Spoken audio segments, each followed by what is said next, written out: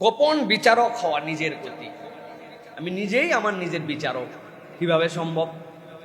অনেক সালাফদের থেকে দেখা যায় যে তারা দুইটা কাজ করতেন। একটা হচ্ছে দিনলিপি লেখা, পুরোটা না, কি ভালো করছি কি খারাপ করছি, একটা দিনলিপি তারা লিখে রাখতেন যে আজকে আমি কি ভালো কাজ করছি, আজকে আমি কি খারাপ কাজ করছি।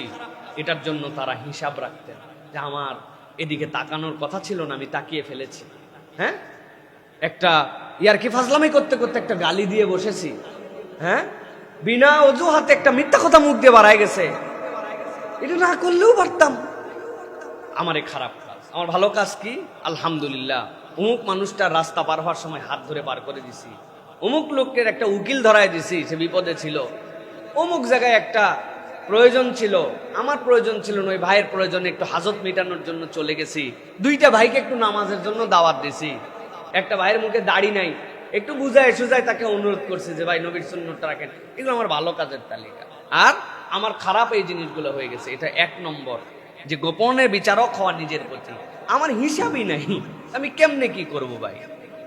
দুই নম্বর হচ্ছে আত্মনিন্দার অভ্যাস করা। আত্মসমালোচনা একটা, আত্মনিন্দা একটা, নিজের আত্মাকে নিজের নিন্দা করা যে তুই এরকম করলি। আল্লাহ রাব্বুল আলামিন যদি এইটা জানায় দিত তাহলে কি অবস্থা হতো। নিজের আত্মাকে নিজে নিন্দা করা। আমি তো খালি পোকের উপরে আছি, সবাই খালি আমার পামের উপরে রাখে, আমি ফুলে ফুলে আসমানে উঠে আসি, আমার আত্মাও খুশিতে বাকবাকুম হয়ে আছে, কিন্তু এই আত্মার অবস্থা খারাপ। এ দুনিয়া চিনে, কাজ চিনে, সব চিনে, নতুন একটা আমলে আত্মা যুক্ত করতে পারে নাই। ঠিক 10 বছর একটা আয়াত মুখস্থ করতে পারো না, ঠিক তোমার প্রতি। একটা নবীর হাদিস তুমি মুখস্থ করতে পারো না, ঠিক তোমার প্রতি। এখন পর্যন্ত তুমি ঠিকঠাক মতো সানার অর্থ জানো না, দোয়ায় কুনুতের জায়গায় তুমি কুলু আল্লাহ পড়া যাবে কি যাবে না এই মাসলা তালাশ করো। তুমি মানুষের জানাজার পিছনে দাঁড়ায়া জানাজার দোয়া মুখস্থ করতে পারো না, ঠিক আত্মা তোমার প্রতি। তুমি কিসের দুনিয়ায় মানুষের রূপ নিয়ে ঘোরাফেরা করতেছো? আপনি যখন নিজেকে দিক দিবেন তখন আপনার কাজের স্পিড আসবে। আমি তো আমার আত্মবিচার করতেছি, আমার তো তাহলে ঠিক করা দরকার। আমার জানাজার পিছনে এরকম বহুত লোক দাঁড়ায় যাবে, এইগুলা মুইতে পানি নেয় নাই, ডান হাতের উপরে বাম হাতটা, বাম হাতের উপরে ডান হাত জানে নাই। আমার অবস্থা তো তাই। রিক্সার পিছনে লেখা থাকে, ট্রাকের পিছনে লেখা থাকে, বিবেক মানুষের বড় আদালত, থাকে না ভাই? কথাটার ভার অনেক। আল্লাহ রাব্বুল আলামিন এই জন্য বলছেন, বান্দা তুমি তোমার নিজের বিচারক হও। তুমি নিজেকে নিজে একটু হিসাবের মধ্যে ফেলো।